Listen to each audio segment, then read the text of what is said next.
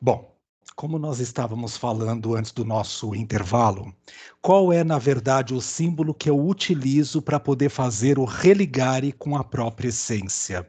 Se é através de uma imagem, de um altar, de uma relação, um templo onde eu coloco os meus antepassados, o que na verdade é o meu caminhar para poder fazer contato com este religare. Quem quer, precisa ou necessita falar a respeito disso nesse momento. Compartilhar. Fala, Lori. Que bom. Eu rezo. Eu aprendi muito cedo a rezar o Pai Nosso e a Ave Maria. Então, toda vez que eu me proponho a rezar, eu me sinto mais próximo do divino. Você consegue sentir isso na sua essência? Quando de verdade você faz as preces, né, do Pai Nosso e da Ave Maria, isso faz sentido para você na sua essência? Faz. Responde aquilo que você está buscando naquele momento? De me sentir mais calma, de me sentir protegida, acalentada. Faz sim, faz. Tá, tá. Obrigado. Quem mais?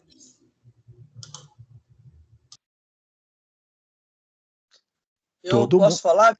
Claro que pode. Uhum. Eu também recorro à oração, né? E normalmente, assim, eu também, às vezes, quando eu estou muito preocupada, né? Eu faço o terço do meu jeito, né? Às vezes eu acompanho alguém que eu goste na internet, né? E aquilo realmente me conecta, né? Me conecta a ponto de, às vezes, me arrepiar inteirinha, né? Na hora que eu estou fazendo a oração. E gosto também muito de São Miguel Arcanjo, né? Eu acho que São Miguel Arcanjo, ele nos dá, pro meu sentido, ele me conecta muito com a divindade também, porque para mim ele simboliza a batalha, a vitória, ele simboliza a proteção, né? Ele com a espada e o escudo. Tanto é que eu tenho imagem dele na minha sala e tenho no quarto, né? E uma coisa muito interessante que eu quero compartilhar com vocês, que está dentro disso que a gente está falando, no começo, quando eu ficava sozinho, eu tinha muita dificuldade para dormir, porque eu tinha medo, né?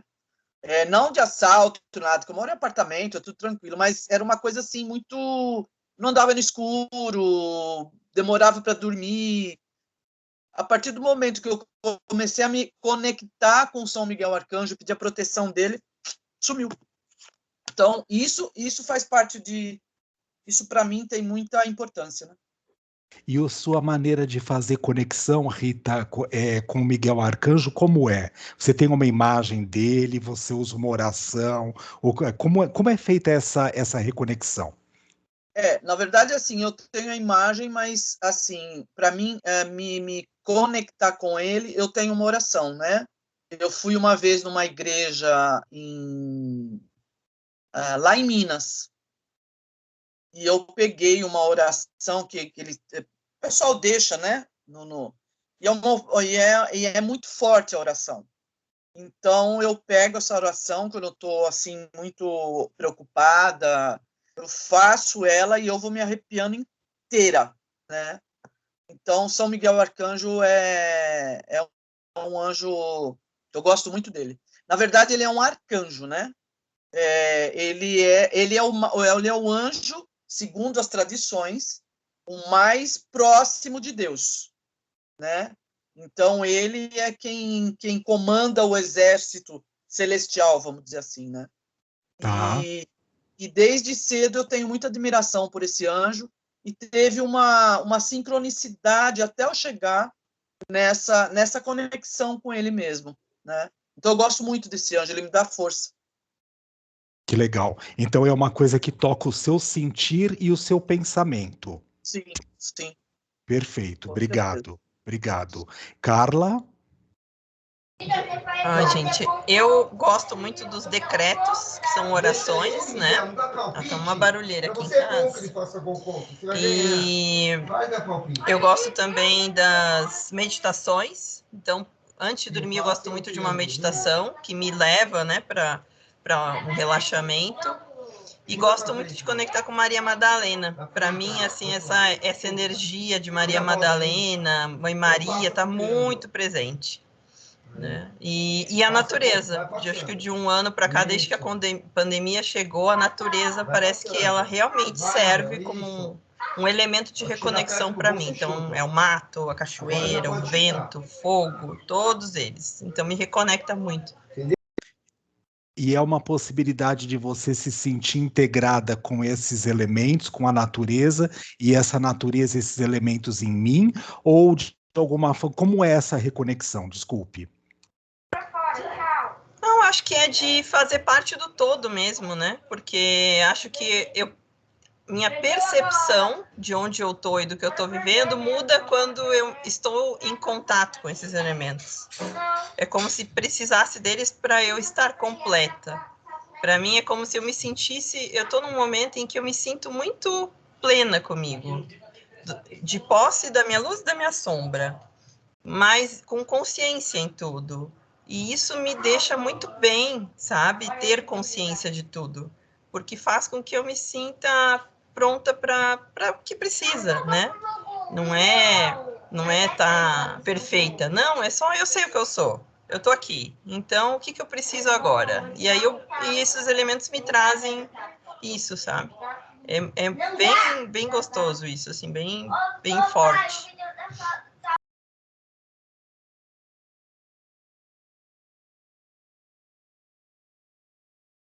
Não, agora eu entendi, é que seu microfone estava desligado, Vi. Tá. Para mim, tá meio complicado, assim, né? É engraçado que desde que eu comecei, que eu passei por um período que eu não acreditava em nada, daí depois eu comecei a me encaixar em um monte de coisa, mas para mim ainda é muito, muito forte uma conexão com a Nossa Senhora Aparecida, né? Então, quando eu tô muito angustiada, muita coisa eu sempre peço proteção, que ela me cubra com o manto dela, e muito, assim, não tenho uma imagem, mas é uma conexão mesmo minha com ela, assim. E uma coisa que eu tenho percebido muito é quando eu também entro num processo de meu Deus, onde estou, quem sou, eu começo a olhar para tudo que eu tenho e agradecer. E daí agradeço muito ao Papai do Céu, muito à Mamãe do Céu, né? Agradeço ao universo, então eu entro muito nessa do perceber e agradecer. Muito legal, muito obrigado, Van. Uhum. Alguém mais quer comentar a forma que utiliza ou outros recursos para fazer a reconexão ou a simbologia que é utilizada nesse momento? Eu gosto muito da cruz. Eu Fala, tenho uma aqui, ó, né? A cruz. Para mim, ela é bem simbólica, bem significativa, que é realmente essa intersecção, né? Da gente sair desse horizontal, desse, né, desse cronológico, desse ordinário e realmente fazer a subida, né? Então, ela está sempre aqui e até é uma coisa assim bem interessante porque até ela é usada, né, em filmes de terror e falando que é isso mesmo, né, que ela tem esse poder mesmo de afastar as coisas, enfim. E então eu gosto muito da cruz, tanto que eu deixo ela aqui do lado, né, nos atendimentos, eu fico é uma coisa que me dá muita, não sei, parece que eu realmente me conecto com esse, acho que com o meu eu superior mesmo, né? Com esse alto, né? Eu olho para ela, ela me remete a um, sabe, ó, tem mais do que essa coisa que você está vendo aqui agora, né? Tem outras coisas, tem um transcendente. Então acho que ela, para mim, ela me dá essa mensagem, né? Esse lembrete. Então que eu gosto legal, muito da cruz. que legal. Obrigado por poder compartilhar, Lourdes. Kelly? Eu, assim, né, através da oração, e seja assim como um pensamento, né, mas o que de um tempo para cá eu acabei adquirindo, assim, como um hábito, eu tinha 2, sabe aqueles santinhos, que são santinhos de papel? Que tem uma imagem, né? Então, eu tenho uma de Santa Teresinha, do Menino Jesus, que é uma coisa assim, afetivamente ligada à minha mãe, porque minha mãe sempre gostou e gosta muito de Santa Teresinha, e eu tenho lembranças da infância, assim, ela falando, né, de Santa Teresinha. E também de Nossa Senhora das Graças, né, assim, essa imagem, né, assim, né, tem uma coisa de uma ligação também grande. E assim, e uma coisa também que me liga à infância, que não era nada familiar. Acho que foi alguma coisa que eu descobri no rádio. Eu me lembro que a minha avó deu uma vez para o meu irmão um rádio relógio, né? Então, assim, aquela coisa de ter o rádio junto com o relógio. E aí procurava sempre muita estação. E eu era criança ainda. E tinha um programa que era da Legião da Boa Vontade. E tinha lá a prece de Cáritas feita por um senhor, que eu nem sei quem era, assim, que era o Alziro Zarzur. Alziro Zarzur. Então, até hoje, assim, né, tenho lá na internet, eu até tenho salvo, né? Eu gosto muito de ouvir a prece de Cáritas, mas na voz dele. Tem a música de fundo, né?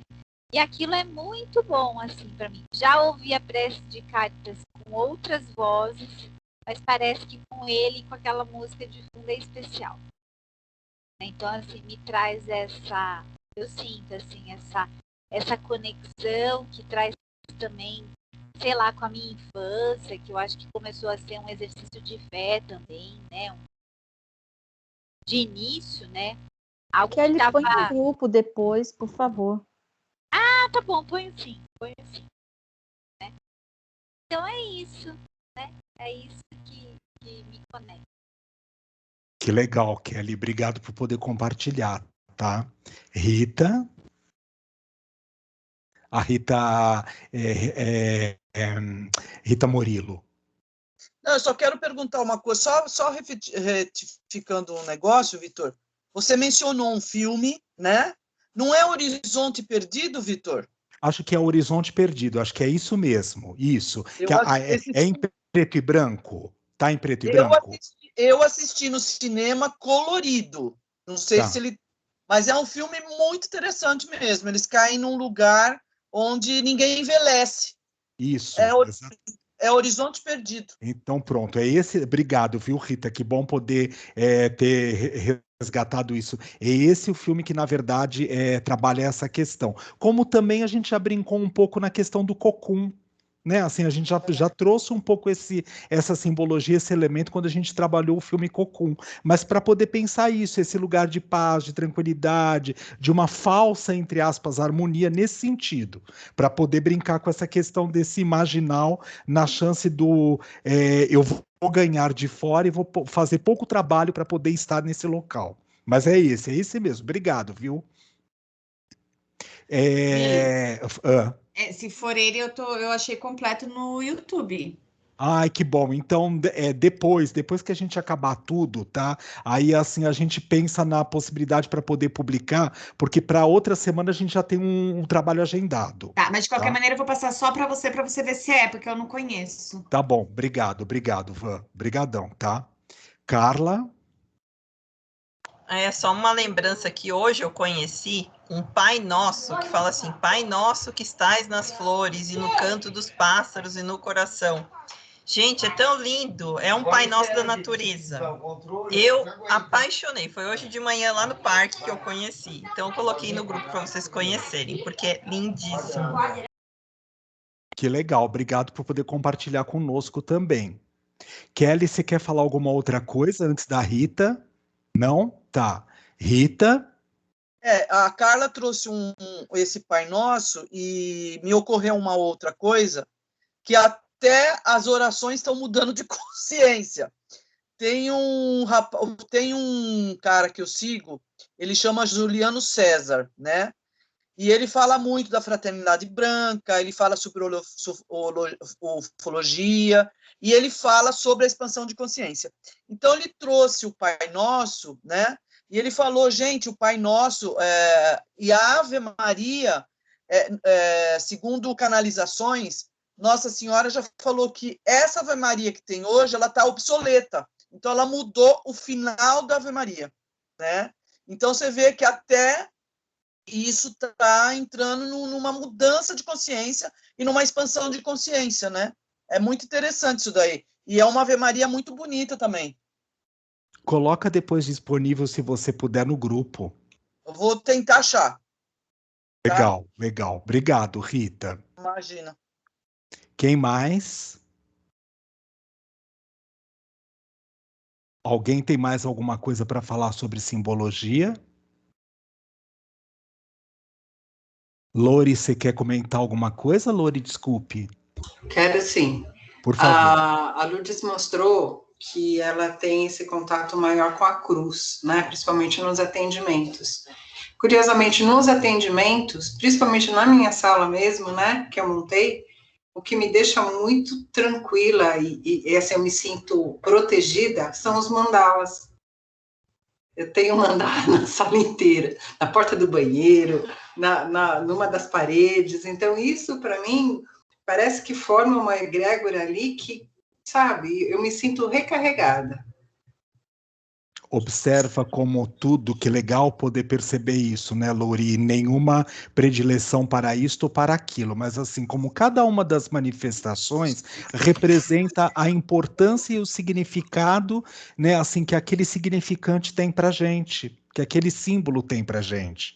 Eu posso utilizar uma coisa e para o meu estado de consciência aquilo não ser adequado, me trazer, desculpa, algo que não seja positivo, e aí assim isso entra para uma vibe que pode não ser adequada para eu poder executar aquilo que eu preciso, e esse mesmo elemento para uma outra pessoa, numa outra forma, pode ser trabalhado de uma outra forma. Então, olha que coisa interessante, né? Os conteúdos, na verdade, do que esses símbolos, do que a simbologia, carinhosamente falando, desperta, tem muito mais a ver com cada um, tudo bem, que faz a interconexão com essa simbologia, e a partir do momento que a utiliza, se conecta e se integra com ela. Porque uma coisa, hipoteticamente falando, a cruz, o mandala, a imagem da Virgem Maria, da Santa Teresinha, da árvore, né, assim, do Buda, né, ou do Cristo, é assim, eu posso estar eu aqui e a imagem lá, bidimensionalmente falando. E eu começo a acreditar na fluidez, na importância que aquele símbolo tem, mas o símbolo ali, eu aqui. Quando eu de verdade me dobro, egóica e mentalmente falando, para que aquela energia possa fazer interconexão com a minha energia, talvez as coisas de uma certa forma passam a fluir de uma outra forma. Por quê? Porque existe aquela o significado, né? Porque todo símbolo tem um significado e ele pode ser universal, mas ao mesmo tempo ele também pode atingir a cada um individualmente falando. De acordo com a história pregressa, com as tradições, com as crenças, com as possibilidades, né? Assim, a Lourdes trouxe, e é só um exemplo, porque é só um símbolo que pode remeter duas instâncias, uma mesma direção com sentidos opostos. A cruz, né, utilizada, por exemplo, também nos filmes de terror, porque na própria tradição, esse elemento representa a chance de poder espantar a maldade, o lado sombrio. É como se rejeitasse a possibilidade disso estar presente e dominar. Mas, por um outro lado, para eu poder transcender, sair do horizontal e entrar pelo vertical, eu preciso acolher a minha sombra. Tudo bem? Então não adianta eu jogar o daimon para fora.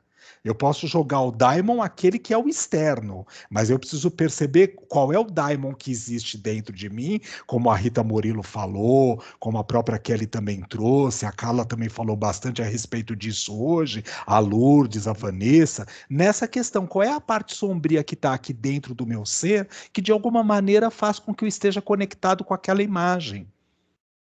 E aí ela se apresenta bidimensional, não, falei uma bobagem, desculpa, é dicotômica, luz e sombra para mim, porque eu ainda transito também nessas características de luz e sombra. E faz parte do meu ser e está tudo certo.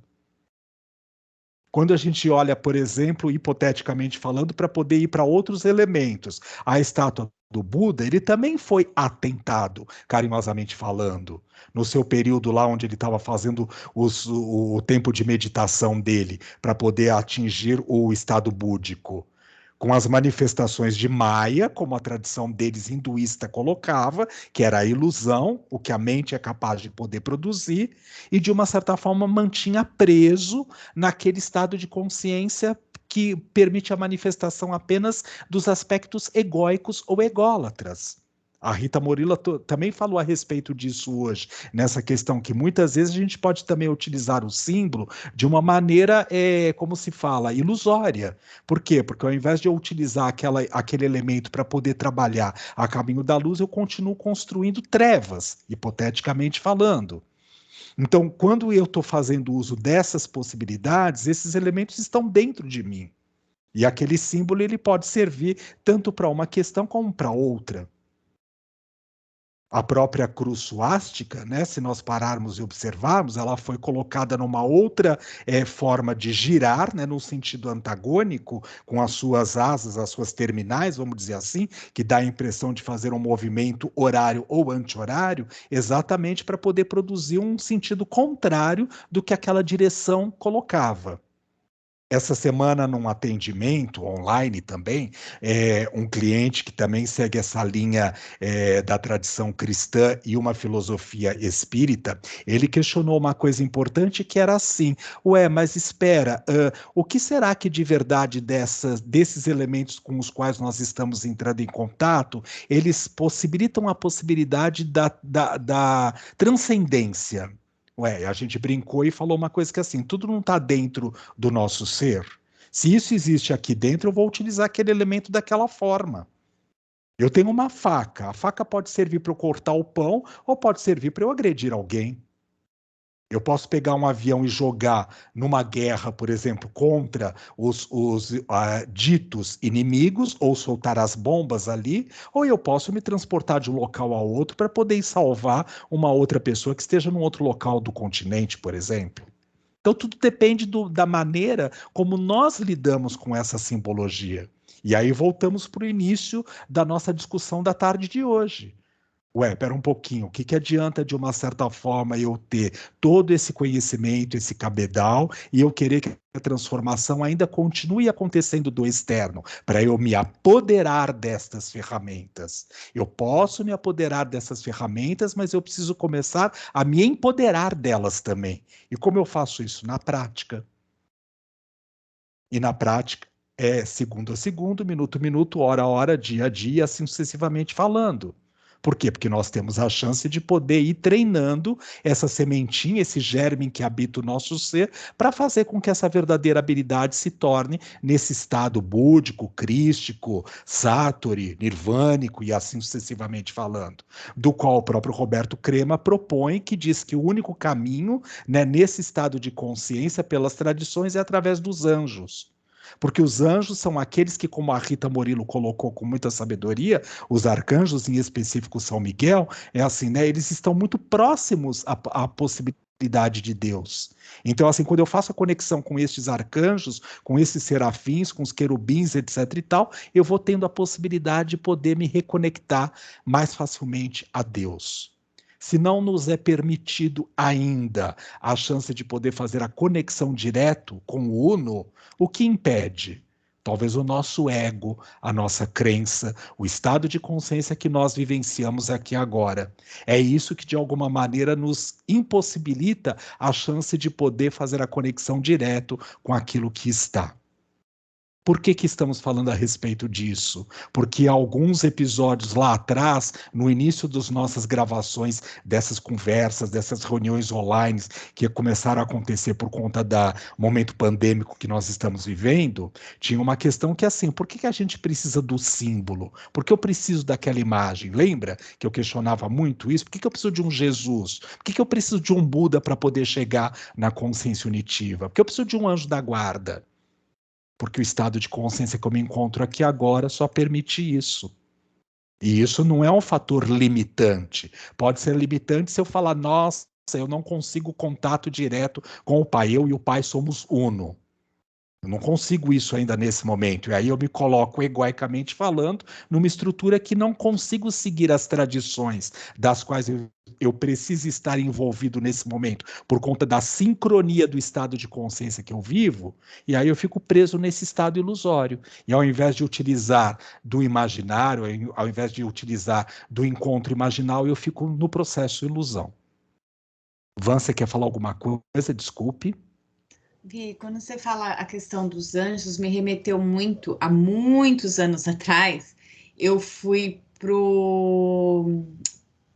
um carnaval, um retiro, né? No Canção Nova, que tinha que era o, vamos dizer assim, o crescente na parte da Igreja Católica do carismático, aquela coisa, né? E eu lembro muito que foi assim o que mais me tocou de toda a Canção Nova. Teve muitas coisas que hoje eu trago com, vamos dizer assim, críticas, mas não vem ao caso.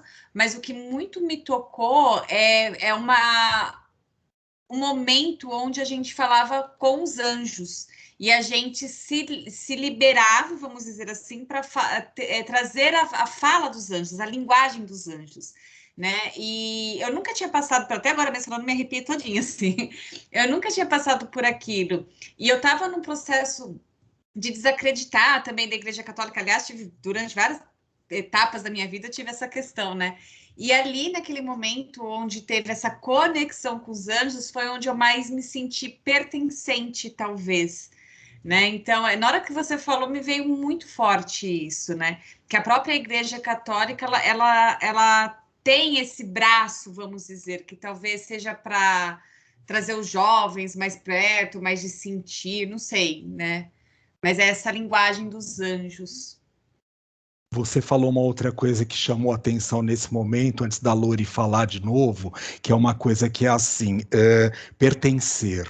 Interessante como a gente ainda tem uma necessidade, e está tudo certo, né, de que nós precisamos pertencer. Se nós observarmos através do encontro, nós estamos pertencendo. Pertencemos a esse grupo, dentro desse grupo há subgrupos, pessoas que de uma certa forma têm mais sinergia e sincronia do que com outras. E tá tudo certo, gente, é assim mesmo, tem que ser desta forma. Por quê? Porque assim vão permitindo a elaboração e a formação de outras tantas expansões de consciência através daqueles microencontros dentro do grande encontro. Às vezes, dentro de uma escola, de uma tradição, a gente pode, né, como você citou a questão da Boa Nova, né, assim, da carismática, assim, é uma tradição dentro do cristianismo, dentro da Igreja Católica Apostólica Romana. E, né, mas é assim, eles são mais progressistas do que os tradicionalistas. Dentro do judaísmo também existe uma escola progressista e outra mais tradicional. E o que isso está querendo fazer? Mostrando que as consciências vão transitando de um estado para outro, e aí está uma prova, carinhosamente falando, de que as coisas não acontecem como um salto quântico. Elas evoluem conforme as consciências necessitam.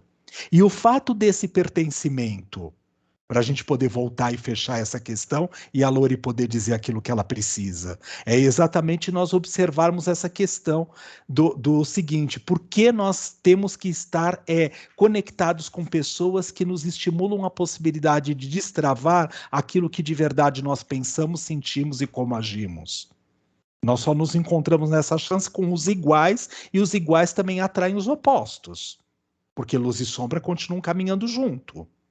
Então eu preciso dessa possibilidade para estimular dentro do meu ser e do outro, se o outro estiver aberto a isso, para que toda a possibilidade da essência verdadeira brote e venha à tona, à luz da consciência. Porque sozinho, isolado numa caverna, por toda uma existência, vão surgir coisas, claro que sim. Mas muito também ainda pertencente ao mundo ilusório de Maia. E não sei se obrigatoriamente falando nas questões ditas do imaginal, aqui como o Crema coloca na literatura dele. Porque ele está utilizando num sentido benéfico, positivo, né? A simbologia, os arquétipos, os elementos, as danças, as tradições que eu posso trabalhar dentro do meu ser, dependendo do nível que eu me encontro aqui agora, para fazer conexão com esse mundo noético, transpessoal, transcendente, o imanente e o sagrado se conectando. E ele fala a respeito disso no capítulo dele, que só através dos anjos a gente pode conversar a linguagem de Deus ou da consciência unitiva com a nossa humana aqui agora. Não existe outra forma nesse sentido.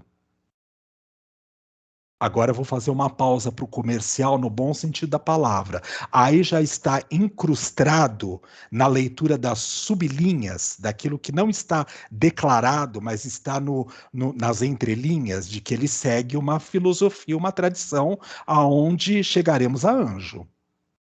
Tudo bem? Isso já está dado. Porque para criar uma cartografia de consciência, carinhosamente falando, sem nenhum tipo de julgamento, isso que eu estou falando, é só para que possamos aprender a ler além daquilo que está dado no texto.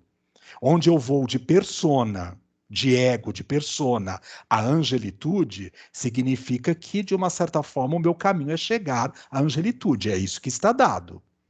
Tudo bem até aqui? E isso eu faço questão de deixar claro e mencionar, porque uma tradição já está dada nesta possibilidade, que talvez seja aquela que eu mais siga. E é óbvio que a gente vai ter uma tendência natural, sem nenhuma crítica e julgamento, a dar condições de trazer à luz da consciência o caminho que eu estou experimentando. É muito mais fácil eu falar hoje dentro de uma escola budista, ou de uma escola espírita, ou de uma escola hinduísta, ou de uma escola, quando eu vivencio isso na minha prática no dia a dia. Ou do yoga, ou das técnicas de meditação transpessoal ou transcendental. Isso, de uma certa forma, é o que vai fazendo sentido para que a gente possa traduzir aquele elemento. Então, quando eu muito respeitosamente digo que não é a única escola, não é a única cartografia da consciência, nem a melhor e mais completa, é só uma que nos permite uma facilidade para poder continuar nossos estudos, nosso caminhar e observar o como tantos quantos aqueles existirem vão poder juntos formarem a verdade única da qual todos somos carentes e estamos em busca da mesma. Faz sentido isso? Tá. Lore, desculpe.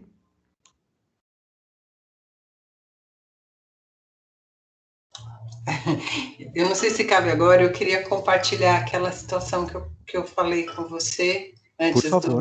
Por favor. Então, assim, a gente está assim, pensando muito em cima de um texto, a gente está discutindo uma teoria, mas aí eu, às vezes, me pego tentando fazer esta ponte com o mundo ordinário de consciência que o Vitor fala, né, tanto. Então, hoje um paciente... A psicologia transpessoal, tá? A psicologia transpessoal. Tá? Quando a gente está estudando e discutindo, né? Aí, hoje um paciente me trouxe uma situação e, assim, a gente conversou, até baseado no que ele entende, no que ele acredita, mas eu queria ver com vocês, eu vou jogar o que ele me trouxe, eu queria saber como é que a gente poderia, com esse olhar da psicologia transpessoal, como a gente poderia trabalhar melhor. Então, meu paciente disse o seguinte, ele é um senhorzinho muito religioso, né, ele adora ir para a igreja também, ele é católico. Ele falou assim, que tem uma mulher que vira e mexe, passa lá na rua dele, e ele sente muita dó dela, porque ele percebe que é uma pessoa doente, uma pessoa que está fora de si. E diz que, às vezes, ela até vai para a rua, assim, meio sem se vestir direito, faltando roupa. Você vê que é uma pessoa que está realmente doente, né? Tá ali perdida no mundo dela. E ele diz que quando ela passa lá na rua, ela bate na casa de alguns vizinhos, de repente, às vezes, até pedindo alguma comida, alguma doação. E que ele presenciou ela tocando a campainha da vizinha dele e a mulher jogando água na mulher. Sabe, assim, tipo, você está espantando um gato, um cachorro, alguém que você não quer perto. Então, a gente estava trabalhando todo esse olhar, né? A empatia, o ser humano, a gente busca um contato com o divino, mas aí vem um ser humano, né? E faz, né? Trata mal a outra pessoa. Então, como é que é isso? Como é que a gente pode... Que leitura a gente pode fazer e que forma que a gente pode se comportar? Acho que é mais ou menos essa, né? Vitor, me ajuda aí. Isso. Qual é a simbologia e que, de acordo com a tradição a qual eu estou vivenciando nesse momento, como eu ajo perante essa situação? A pessoa está lá numa condição de estado de consciência modificada, vivendo daquela maneira, de repente seja alguém que seja morador de rua, hipoteticamente falando, né? Ou que seja lá um transeunte e que esteja, às vezes, vestido, outras vezes faltando algum tipo de peça de roupa, e toca lá na casa das pessoas, né? E na vizinha desta pessoa, a vizinha foi lá e recebeu com um jato de água na pessoa. Como é que é isso para mim? Como é a representação simbólica? Como é que eu enxergo isso sem a questão de julgamento, mas no sentido do poder compreender, inclusive, que existam consciências que ainda fazem isso no planeta? Olha o Talibã aí acontecendo aí essa semana de novo. Olha a questão lá no Haiti, né? Olha o nosso país com as condições que nós nos encontramos hoje aqui no Brasil. Então, assim, se a gente parar para poder perceber como é que essa realidade, na verdade, pode ser colocada, né, Lori, assim, de acordo com aquilo que nós estamos vivendo no aqui e agora. Quem gostaria de comentar ou falar sobre? Sem o julgamento, tá?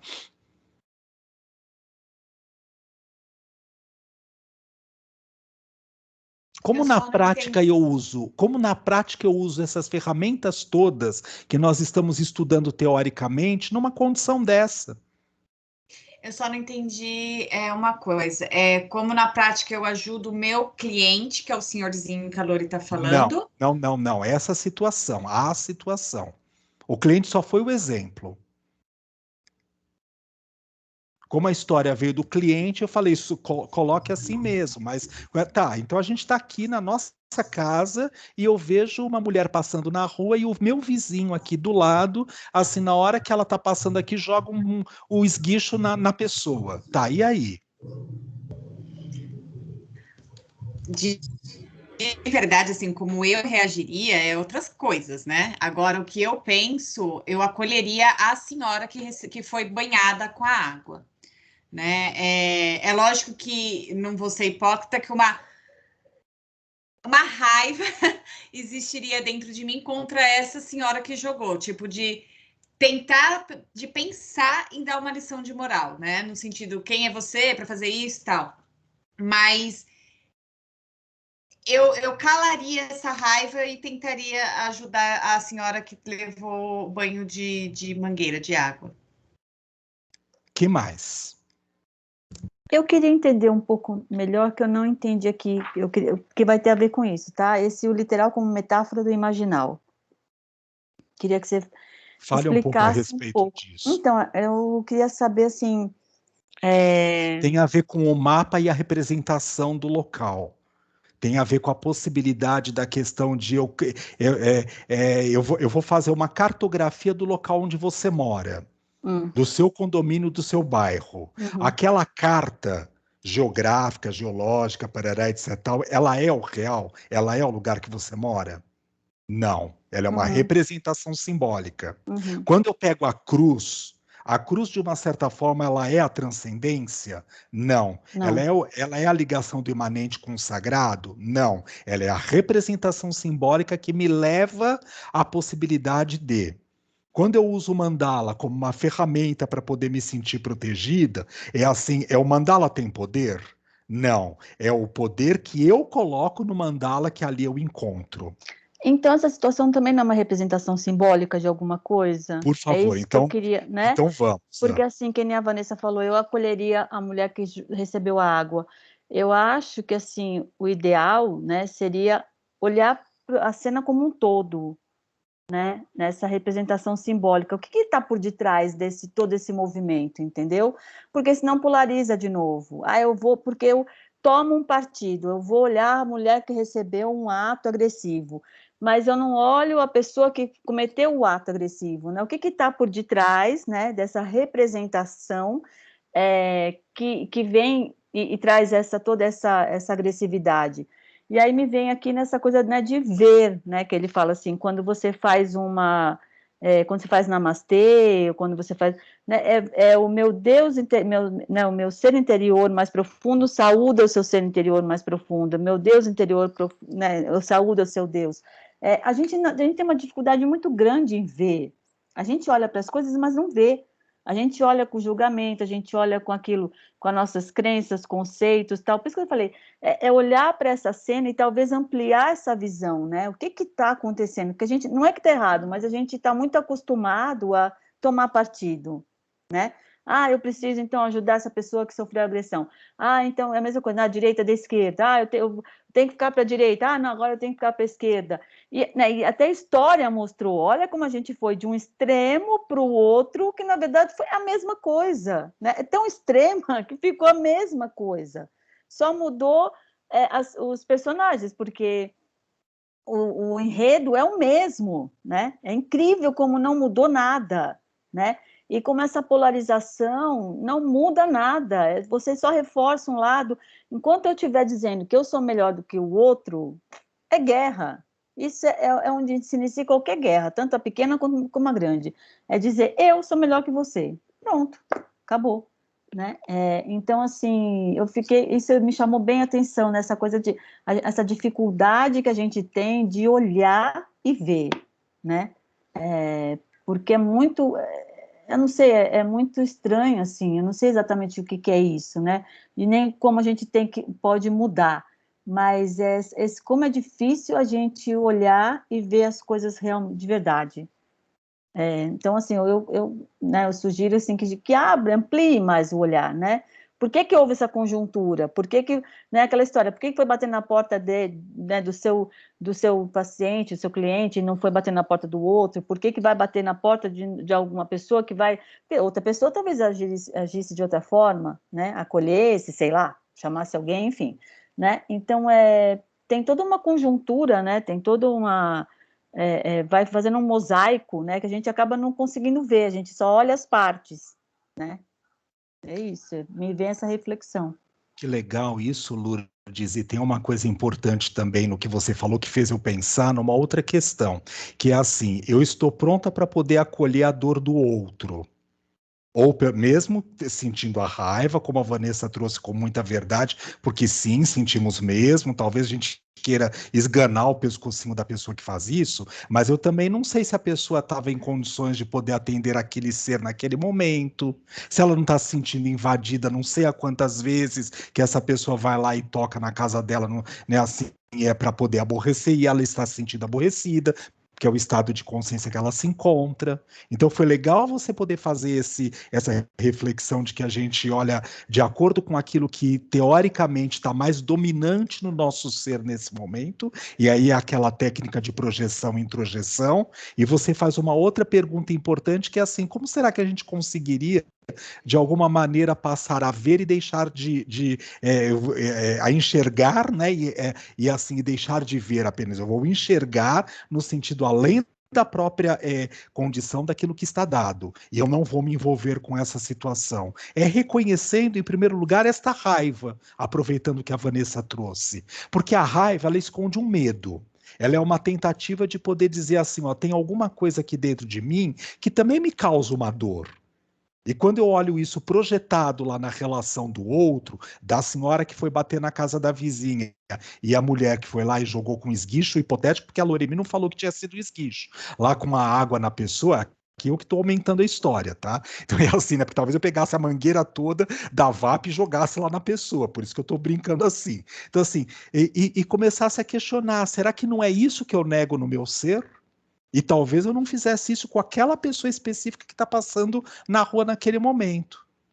Mas aí eu vou usar carinhosamente falando uma frase da nossa querida da Miranda Priestley, que é a personagem do filme O Diabo Veste Prada, quando ela está no final, na saída da Paris Fashion Week, e a Andrea, que é a assistente dela, fala: eu não quero ser como você. Ela vira para ela e diz assim: mas você é. Não, eu não faço as coisas que você faz. Aí ela responde e fala: mas você já fez. Você veio a Paris.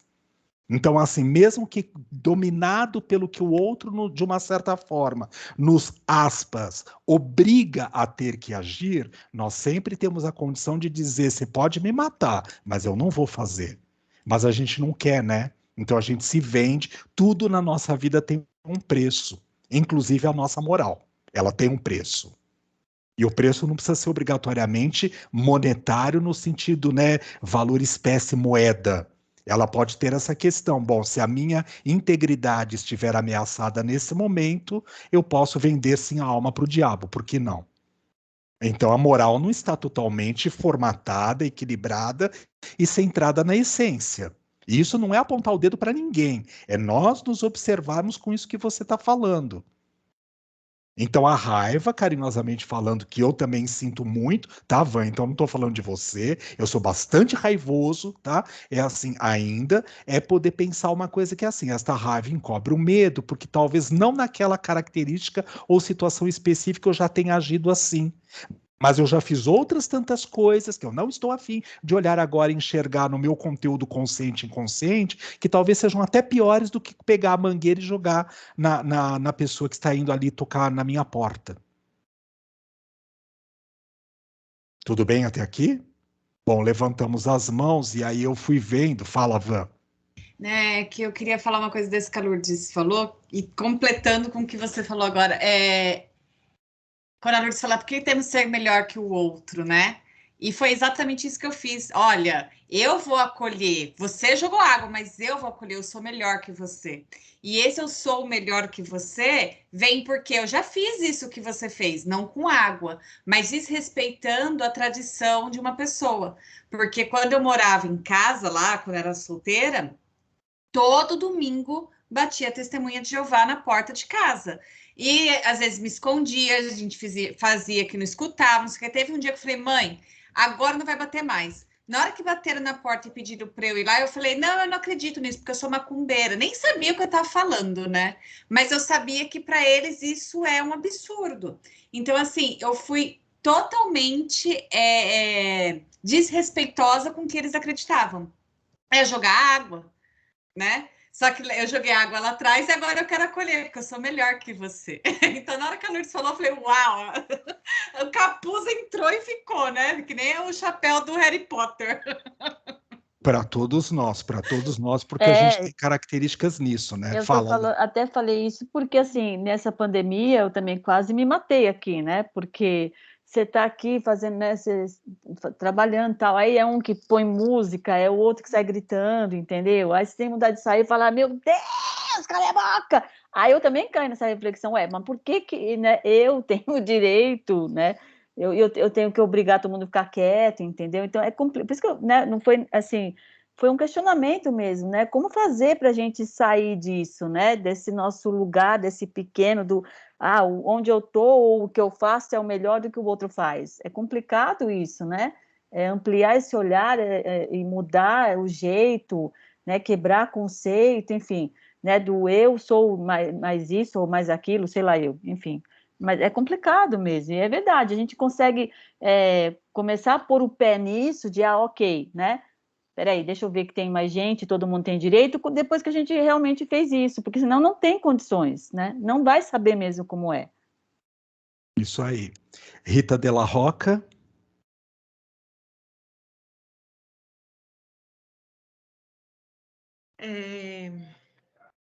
A questão do olhar é uma questão muito forte na minha área, né?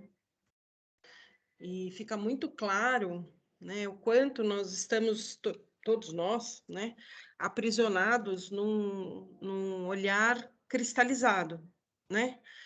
E pautados naquilo que eu já conheço e não no que está se apresentando na minha frente, né? E daí, ouvindo falar, eu pensei: a raiva, né? Ela rompe o quê, né? ela veio para romper o quê?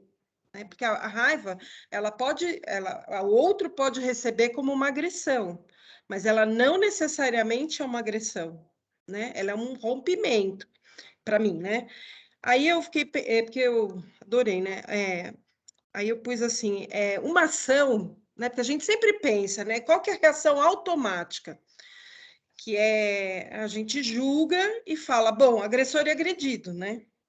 E daí a gente constrói a cena e defende ou acusa qualquer um dos dois. Eu também faria isso, ou não, né? Você pode ir para qualquer lado. Mas por que a gente não pode pensar que nossa, para que veio essa ação, né? Que essa ação pode ter vindo para me tirar de um movimento repetitivo e aprisionado que eu estou, né? Então, vem uma coisa externa que me avassala, né? E daí eu posso eu posso ter raiva, então eu posso dar um grito, ou eu posso ficar absolutamente triste, né, por ter recebido essa água, porque não necessariamente eu preciso responder na raiva, né? Dependendo do estado, eu posso ficar muito triste com aquilo, né? Então, assim, pela ação dada ou recebida, serve como um deflagrador de alguma coisa. Só que como a gente está muito condicionado, né? A gente não consegue usar esses instrumentos que a vida dá, né? E que é o que ele fala aqui, né? Que a Lourdes citou, que né, até né, do olhar, é uma escola do olhar, que nos ensina a ler o invisível no visível, a presença na aparência. Então, se tudo é Deus, porque Deus, para mim, não está em tudo. Tudo é Deus. Então, em tudo tem a presença. Né? Só que, e daí ele fala lá do Adão, né? É que eu não sei se é mais para frente, agora já me perdi. Mas, e ele fala exatamente, eu acho que ele fala depois, né? Que ele fala assim, o contrário de ícone é o ídolo, né? O ícone é o signo sagrado, né? Ele está sempre vinculado ao sagrado, né? E o ídolo é o terreno, né? Um olhar capturado pelo que vê, uma inteligência subtraída pelo que crê, o aprisionamento fanático na cegueira de horizontes fechados e petrificados, né? Então, ele fala lá na frente, né? Que o Adão brincou de ser Deus. Então, que achei genial, né? Isso para mim, nossa, eu fiquei reverberando aqui.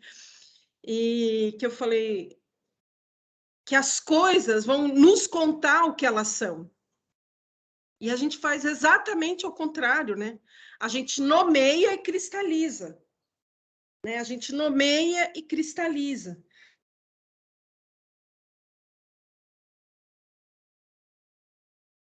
Ela congelou. E primeiro, no estado de consciência que nós nos encontramos aqui agora, até ela poder voltar, tá? É assim, primeiro nós vemos para poder crer, depois nós cremos para poder ver. Então, vale uma questão que é assim, né? No estado de evolução da nossa consciência, nós estamos vivenciando a possibilidade das questões mais materiais, mais densas, mais ordinárias, e, portanto, eu preciso ver para crer, para depois, de uma certa forma, eu poder crer e não precisar ver. E ela trouxe uma outra coisa importante que o Crema também fala a respeito disso, né? É assim que Deus está em tudo? Não, tudo é Deus. É diferente. Então, se tudo é Deus, nós sabemos que, de uma certa forma, esta partícula Deus, ela circunda todas as coisas que foram criadas por Ele. Inclusive, a própria possibilidade da chance de nós destravarmos os estados mais ordinários de consciência foram a possibilidade que partiram de Deus, porque foram criados por Ele. Então, se Deus está em tudo ou se Deus é tudo, depende do nível de consciência que nós nos encontramos aqui agora. Enquanto a Ritinha Della Rocca não volta, Rita, você quer falar?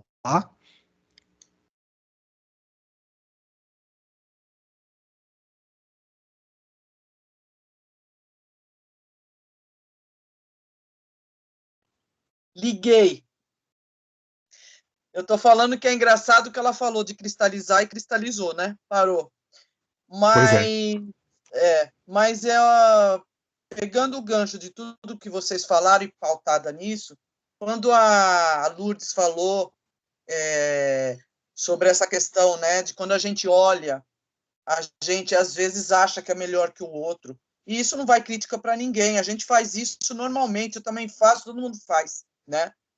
Mas me ocorreu uma cena do filme A Cabana, onde aquela moça oriental chama ele para aquele jardim e eles começam a mexer no chão e ela fala assim para ele o que era certo, mais ou menos isso, né? O que era certo, como que ele sabia o que era certo e o que era errado. E ele fala mais ou menos assim, né? Que aquilo que não incomoda é o certo, e o que o incomoda e o prejudica é o errado. Então ela fala assim, então basicamente você é o juiz. Ele fala assim, quando ele vai para a caverna, ele é colocado em frente aos filhos, o papel muda, né? Então, naquele momento que ele tem que julgar os filhos, né? E condenar um e absolver o outro, ele não quis fazer isso. Ele quis sair do papel de juiz, né? Então, é basicamente isso que nós fazemos. A gente fica nessa via de mão dupla. Às vezes acolhe, às vezes é o juiz, né? Mas é aquilo que a gente fala, tudo baseado naquilo que a gente tem dentro da gente mesmo, né? Dos nossos valores, daquilo do significado que a gente dá para as coisas, né? E eu acho que, enquanto nós estivermos nesse estado ordinário de consciência que a gente vive aqui, a gente vai transitar por esse caminho mesmo, né? Até a gente chegar na tomada real de consciência e poder mudar isso. Eu, por exemplo, nesse momento todo, né, eu aprendi muita coisa, eu tenho me olhado muita coisa, né?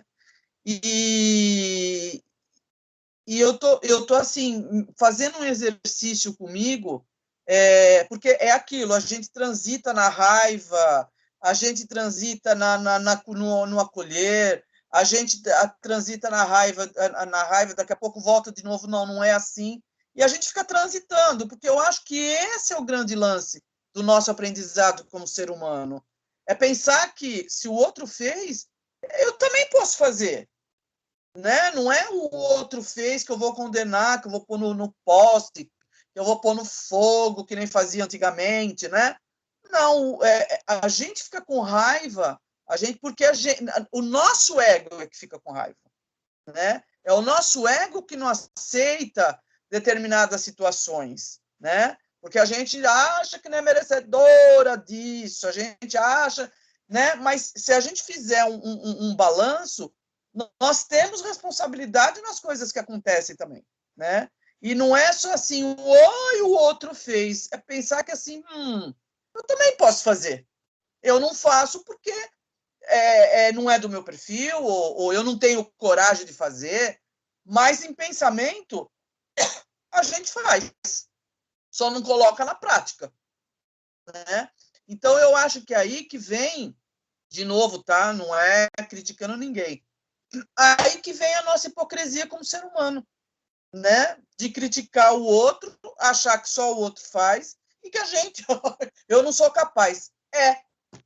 Pela situação que determinadas situações que a gente passa, agora eu vejo algumas situações, falo assim, eu entendo que eu não vou fazer, mas eu entendo por que essa pessoa fez, né?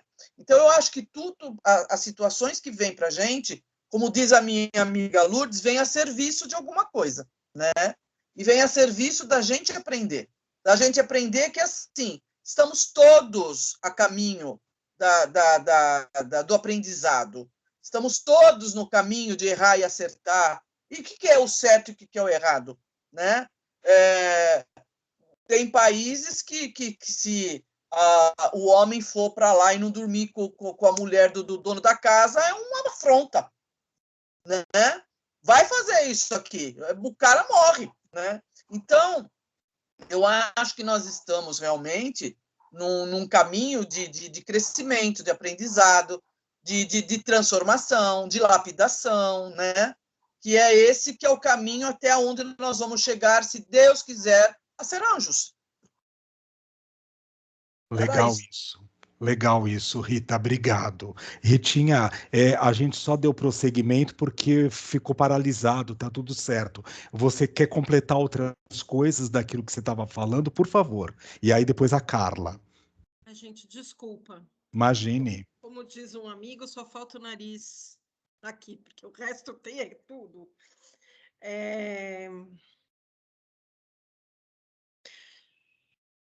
Eu vou tirar xerox de uma parte desse livro aqui, que é do David Bohm, que é uma introdução, que é um prefácio, na verdade, que é aquilo que eu falei outro dia e que eu acabei não enviando, né? Faz a fotografia, desculpa, faz a fotografia e coloca no grupo, no Vou WhatsApp, fazer, tá? vou fazer. Não se prenda nisso, não. Eu que passou, eu esqueci. Mas uma das coisas que ele vai falar é sobre a linguagem dos indígenas, né, norte-americanos, né? E que é um princípio que tudo tem espírito, né? Então, tudo está vinculado ao processo e à ação. Isso quer dizer ao movimento, né? E a nossa linguagem não está ligada nem à ação, nem ao movimento, né? Está ligada a um estabelecimento, porque não é nem um pensamento. Porque o que nós chamamos de pensamento, né, ele é muito limitante, porque ele se remete às regras da linguagem falada, as regras da linguagem escrita, as regras das fatias, né, dos bolos, das especializações, né? Então, se você não for especializada nisso, você não pode participar e você é burra, né? Que por isso que eu agradeço muito poder estar nesse grupo e ser quem eu sou, né? Porque e graças a Deus que a psicologia transpessoal me possibilita esse acesso, né? Além da consciência de vocês, enfim. Mas porque geralmente você não tem lugar. Então, a gente não tem troca nunca.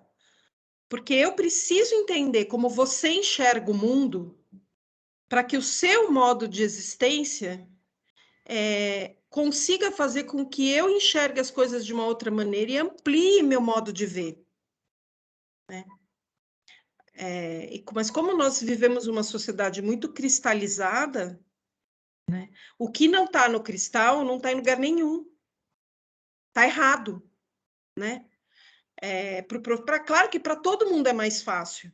Né? Porque toda vez que vem alguém de fora, coloca uma coisa, vocês estão certos, vocês estão falando, porque está dentro da aura, por exemplo, do ser psicólogo, da psicologia, de pessoas que tratam com diferentes níveis de consciência, essa coisa, mas está ali naquele corpo, né? Que eu falo assim, tudo na vida constrói corpo, né? Nós somos um corpo. Né? Então, se tem as pessoas, a gente sabe disso, que tem pessoas que se colocam muito bem, né? Assim, que abrem o olhar dos outros, quando é uma dessas pessoas, porque tem gente que é mais caladinho, né? Então, infelizmente, a gente perde a participação, né? Aí, quando uma pessoa que sempre se coloca falta, a gente fala, oi, por quê? Porque, meu fígado ficou doente, né? Ué? Cadê meu fígado que não veio hoje? Então, quando a gente aprende a olhar que todo mundo é um corpo diferente, não só fisicamente, mas nos vários corpos que essa pessoa constitui, aí a aprendizagem pode ser mais real, né? Porque através da minha vivência, eu posso construir um caminho para que você enxergue aquilo que eu vejo, né? Então, por exemplo, que quando você começa a fazer isso, as pessoas começam, tá divagando de novo. Nossa, ela, como é que é? Não sei o que da maionese, né? Viajando na maionese. Eu já vi de casas que eu frequentei, de denominações religiosas das mais variadas, porque eu sou assim, né? Mas assim, ai, que saco, lá vem ela com as filosofias, né? Porque... E daí eu fico escutando aquela Lúcia Helena, eu falo assim, a filosofia é fundamental, porque a filosofia que traz o estado entre linhas, né? Que o Vitor falou lá na frente, isso daqui não está explícito, mas está implícito, né? E que o Wim Wenders fala naquele filme, que eu já devo ter falado, que eu repito 20 vezes a mesma coisa, que as minhas referências são sempre as mesmas. Que o Wim Wenders fala naquele filme Janela da Alma, que é genial, né? E todo mundo fala sobre a questão do olhar, né? De como a gente olha o mundo. Essa é a proposta. E ele fala que a nossa civilização perdeu o entre linhas, que os filmes, eles são super agitados, muito rápidos, e eles não têm o tempo de ninguém refletir no que vai acontecer na cena seguinte. Então, daí eles mostram no filme uma cena, que ele vai falando isso, uma cena de um carro num deserto, quer dizer, não mostra quem está dirigindo, só mostra aquele carro azul, naquele negócio amarelo, andando. Então, você sabe que a pessoa está indo. Mas é aquilo, assim, que daí a tua imaginação fica, né? Quando a imaginação faz isso, muitas vezes, porque a gente tem acesso a muita coisa, quando a gente vê essa cena, por exemplo, da pessoa jogando água, a gente tem um arsenal muito maior de possibilidades do que aquilo pode ser de fato, né?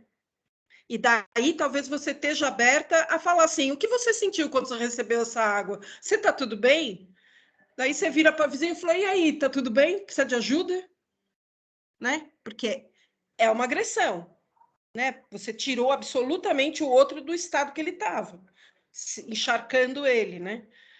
Então, assim, talvez é um treino, que eu acho que é o treino do diálogo lá que eu estou fazendo, né? Das respostas automáticas. Você nunca pode falar depois que o outro cara fala. Você tem que esperar né? Assim, você tem que esperar alguns segundos para você poder pedir a voz, porque você tem que digerir o que foi falado para poder falar, mesmo que você fale coisa completamente antagônica do que foi dito, porque tanto faz. Porque não é a ligação, o barato. Então, é uma coisa de desconectar o pensamento. Você ouve e talvez você vai dar a resposta lá na frente. E quando você fala, você só pode falar de novo depois de 3 a 4 pessoas. Porque você também precisa reverberar a sua fala, né? Então, são caminhos que é do David Bohm, que é o cara que escreveu essa proposta do diálogo, que o cara escreveu. E é engraçado porque a gente fala que é tão precisa da meditação por causa do vazio, blá, blá, né? Então, a meditação só é válida quando esse estado de vazio você consegue levar para o seu cotidiano. Quando alguém fala, você conseguir ter o estado de vazio, isso é, ouvir o que o outro fala, né? Não ouvir a primeira palavra e já concluir a frase, né? Porque a nossa civilização faz isso com a gente, né? Eu sou assim também, né? Mas é fácil falar, como eu sempre falei para os meus alunos, a teoria é uma delícia, né? Mas a prática é outra coisa. Mas é isso, né? E principalmente assim, a gente tem um olhar cristalizado em todos os níveis do ser. Entrou para o cérebro, já vai para as caixinhas, já vai para a caixinha. Então, por isso que a arte contemporânea, todo mundo fica gozando que não é arte, tudo bem, tem um monte de coisa que não é mesmo, né? Porque eu conheço uma pessoa que é de uma classe social X, que fica mergulhada com os artistas, trabalhou no MAN e tal, e quando ela falou assim, quer saber? Qualquer coisa pode ser arte, ela começou a fazer, porque para ela é qualquer coisa, mesmo. E tudo bem, porque ela tem uma rede de amigos incrível, então ela está no meio, né? E é social, porque o foco dela é social, não é pensamento, filosofia, nada dessas coisas. Então, ela almeja o que ela tem. Mas é isso, né? E a gente tem essa necessidade. Então, eu falei isso, mas assim, a gente tem essa necessidade de dominar os instrumentos, porque nós somos seres que não podemos errar. Você tem que nascer já sabendo. Entendeu? Então, é o fim da picada. Imagina o Vitor chegar aqui no grupo, eu vou dar exemplo dele, porque, né? Ele é a pessoa mais próxima. Chegar aqui no grupo e falar uma besteira homérica. Gente, já pensou que drama você não poder falar isso? É o que todos nós fazemos, porque a gente não sabe pedir desculpa, né? Então, desculpa assim, olha, eu falei besteira, né? Eu fui repesquisar e se você não confia mais em mim, paciência, né? Porque esse assunto, tudo bem, eu só vou falar uma coisa, é que isso tem a ver com a minha educação, né? Posso contar uma história rápida? Meu irmão, eu sou a despistada, desorganizada, tudo que tem direito. Mas meu irmão não. Meu irmão é aquela pessoa reta em tudo. E ele é piloto, né? E teve um dia, logo no começo, quando ele entrou na Varig, ele era jovem, né? Não, acho que logo que ele virou comandante, eu acho. Porque copiloto não tem muita responsabilidade, assim, né? Mas comandante é a voz do avião. E ele estava em treinamento. E ele fez uma indelicadeza com o comissário. Alguma coisa, uma indelicadeza, e aquilo ficou germinando nele, né? Porque imagina, como é que eu posso agredir o cara sendo, né, colega de trabalho, enfim. E a primeira oportunidade que o cara voltou, ele falou, olha, desculpa, eu, né, fiz uma... Ele tomou uma ralada do comandante-chefe. Ele falou, um comandante jamais se rebaixa pedindo desculpa para ninguém. Essa é a nossa sociedade, né? Então, assim, as asneiras em todos os meios são falados à torto e à direita. A gente muda a história, é o nosso bel prazer. Basta você estar num cargo de importância. E todo mundo que se formar vai achar que você falou a verdade. E às vezes nem você sabe o que você está falando. E tudo bem. Se a gente souber que ninguém fala a verdade, está tudo certo, né? Eu tenho uma amiga que foi para o MI, e daí o comandante foi assim, a história foi essa. Aí ele saiu da Varig, foi para uma companhia pequenininha, era muito... E o coronel que fazia o exame todo ano, era uma companhia pequena, só tinha... O avião era bem velho, então tinha o flight ainda. Então tinha meu irmão, o copiloto e o flight. E o coronel combinou com os dois que ele ia reprovar o meu irmão, né? E meu irmão é aqueles assim, que leva as malas com todo e fica no hotel estudando, enquanto os outros vão beber, né? Porque ele não gosta, né? Então ele prefere ficar lá no silêncio dele. Aí fez a prova, meu irmão ligou me contando, falou, isso vai servir para você, Rit. Aí ele fez a prova e meu irmão começou, ele começou a fazer, era um avião de carga, ele começou a fazer um monte de perguntas de comissário, que são do universo do comissário, que ele não tinha nada que saber aquilo. Mas ele tem que saber, né? Porque, afinal de contas, é a profissão dele. Como é que ele não pode responder um coronel, né? Como é que ele pode responder? Olha, isso é o comissário, ele vai te responder melhor que eu, né? Óbvio, que essa era a resposta correta, né? Mas meu irmão deu a resposta e meu irmão falou, sabe que eu acho que eu até chutei certo, né? Que é o métier dele, né? É fácil chegar na conclusão de algumas coisas. E daí terminou o negócio e o coronel virou para ele e falou assim, Della Rocca, dessa vez sinto muito. Você foi reprovado. E saiu, e entrou o Aranda, que era o da pá virada, porque eu conheci. Um carioquinha da pá virada mesmo. E daí meu irmão, é claro, estourou, né? Vocês vão para putaria, vocês não sei o quê, eu fico estudando, e vocês passam, eu sou reprovado, né? E tal. Ele me contando. Quando eles pousaram, ele saiu da cabine, estava lá o flight com o coronel lá, e eles olharam para ele e começaram a rachar o bico. Aí meu irmão enfureceu, deve ter enfurecido, mas é coronel, não pode agredir, né? Porque tem certas regras sociais e hierárquicas que têm que ser cumpridas, né? Aí o coronel falou para ele assim, Della Rocca, claro que você passou. Ele falou, mas por quê? Eu só fiz isso para você aprender que a vida não é tão séria quanto você imagina, né? Então, porque é o tempero, né? Porque se a gente escuta e não é do meu métier, por que eu tenho que responder? Mas a gente se obriga, né? Então é interessante isso, né? Porque a nossa civilização faz com que nós deixemos de ser humanos, né? Então eu tenho resposta para tudo. Não, eu não tenho. Às vezes eu não tenho, né? Sei lá, falei demais para variar. Mas foi legal poder ter trazido isso, Rita, porque tem uma coisa importante que é assim, né? Talvez aquela senhora, carinhosamente falando, né? Numa hipótese também qualquer de ideal, tá? Que levou lá o jato de água da outra, e assim ela possa ter entendido aquilo como, nossa, essa senhora hoje ela estava precisando molhar alguém, e eu fui o alvo que recebi o jato de água dela. E saí se fosse tocar na casa da vizinha, da outra, tivesse tudo bem. Né? Então, assim, olha que coisa interessante. Às vezes, aquilo que alguém, e você também falou isso agora, né? Que para mim, de uma certa forma, pode parecer uma agressão, para o outro pode não ser.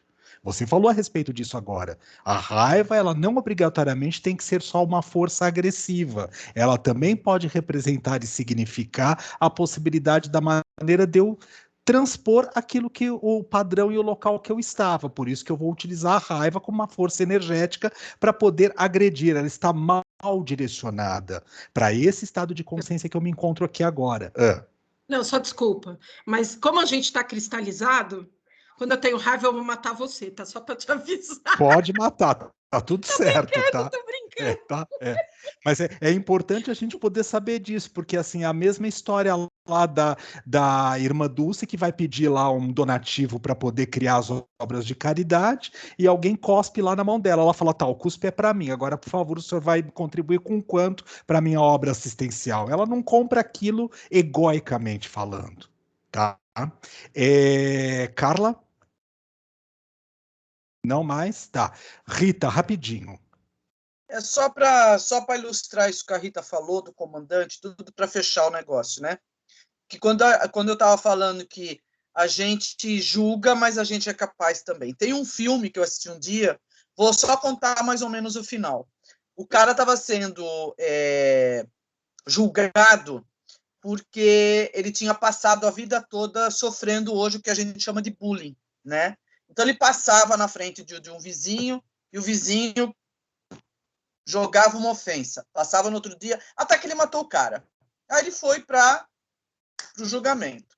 Quando o advogado dele foi fazer a defesa dele, o advogado começou assim: senhor juiz, vamos dar início, e parava. Então, senhor juiz, vamos dar início, isso é mais ou menos o que aconteceu, e parava. Ele falou isso umas 5 vezes, o juiz pegou, olhou bem para a cara dele e falou: se o senhor não iniciar o julgamento e a defesa, eu vou te exonerar. Aí, mas foi a deixa para o advogado. Ele falou assim, então, eu falei isso 5 vezes, o senhor quer me exonerar. Ele passou a vida inteira ouvindo do vizinho uma ofensa, ele foi lá e matou. Ele merece ser condenado? Ele foi absolvido. Então é mais ou menos isso que acontece na nossa vida, né? É porque a gente é assim, a gente vai fazendo, a gente não percebe. Vai fazendo, aí o vê, pá, eu não merecia isso, né? Criança é assim, faz, chuta, joga. Aí quando a mãe vem, pá, eu não merecia acontecer isso, porque eu sou uma desgraçada. Não, porque você provocou. Então, é isso que a gente faz como ser humano. E tudo bem, porque a gente está aprendendo, né? Então, qual é, para mim, a moral da história? É não julgar mesmo, porque eu também estou no mesmo caminho. Obrigado, Rita. Por favor, desabilitem seus microfones, nobres amigos.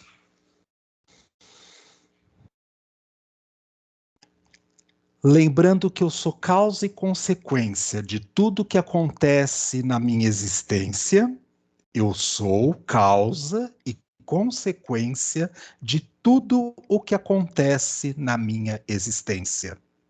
Do mundo mais primitivo, ordinário de consciência, ao angelical. Dependendo do estado de consciência que eu me encontro aqui agora, eu ainda tenho efeitos ordinários de manifestação, porque eu vibro na sincronia do mundo ordinário de manifestação da consciência. Se eu planejo, expurgo, coloco para fora raiva, é raiva que eu vou ter do universo. Se eu coloco ódio, é ódio que eu tenho do universo. Se eu vibro amor, é amor que eu recebo do universo. Pensando nessas possibilidades, eu presto atenção na minha respiração e observo como eu estou me sentindo aqui agora. Nesse momento de luz, de reflexão, de conhecimento, de troca de experiências e informações à luz do encontro imaginal, sob a ótica e a perspectiva da psicologia transpessoal. Eu inspiro, pausa, expiro, pausa e volto a inspirar. Se eu trouxer para minha tela mental o elemento, o símbolo mais representativo do religare aqui agora, eu tenho todas as forças de poder e empoderamento no meu ser nesse momento. Inspira, pausa, expira, pausa e volta a inspirar. Todo o meu ser está repleto deste religare, desta reconexão através do símbolo que eu posso utilizar aqui agora.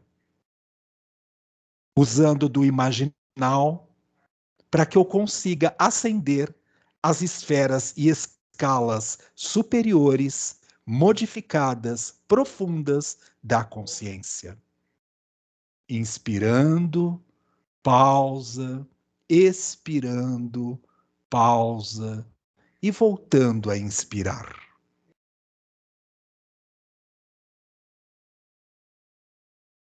Todo o meu local está repleto desta energia. Eu sou. Todas as pessoas estão repletas dessa energia. Todos os seres sencientes de todas as dimensões e esferas estão repletos dessa energia. Todos os meus antepassados, os antepassados dos antepassados, os antepassados dos antepassados dos antepassados, estão repletos dessa energia. Todas as dimensões da ordinária mais sutil encontra-se preenchida em integração, inteireza e sincronia nesta energia. Todos os familiares, os amigos, os conhecidos, os que já foram, os que estão e os que estão por vir, são repletos desta energia.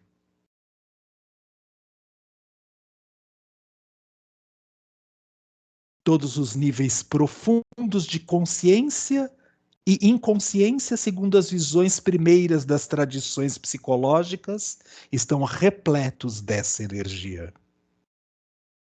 Todos os campos onde o inimaginável nem consegue perceber onde é capaz de chegar, estão repletos dessa energia. Com esta força de intenção no imaginal, eu sou capaz de colaborar com o universo e com a força primeira aqui e agora. Eu sou. Inspira, pausa, expira, pausa e volta a inspirar. No seu ritmo, no seu tempo, envoltos na mesma luz que produziste, vai voltando a se sentir aqui agora, presente em toda a inteireza do seu ser. E que esse estado manifesto de consciência permeie, caminhe e esteja em sincronia com o ser coletivo e individual de cada um de nós, presentes na tarde de hoje, os que aqui não puderam adentrar, os que não conseguiram, e os que fizeram parte do grupo e não fazem mais, e aqueles que estão por vir e ainda não chegaram.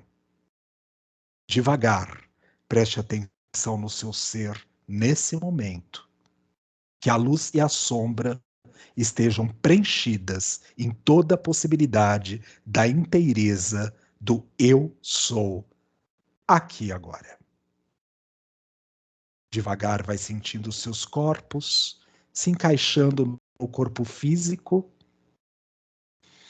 tomando posse do seu ser nesse momento, aqui e agora. Até poder devagar perceber seu corpão físico, mexendo os dedos dos pés lá embaixo, os fios de cabelo lá em cima na cabeça, trazendo a inteireza e integração de todo o seu ser no aqui e agora.